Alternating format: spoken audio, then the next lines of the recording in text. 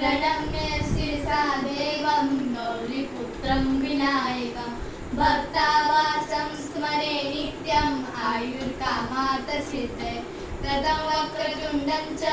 एकदन्तं द्वितीयकं तृतीयं कृष्णपिङ्गाक्ष गजवक्त्रचतुर्थकं लम्बोदरं पञ्चम च षष्ठं विकटमेव च सप्तमं विघ्नराजेन्द्र धूम्रवर्ण तथाश्रमं लवं भालचन्द्रं च दशमं तु विनायकम् एकादशं गणपति द्वादशं तु गजाननं द्वादशैतानि नामानि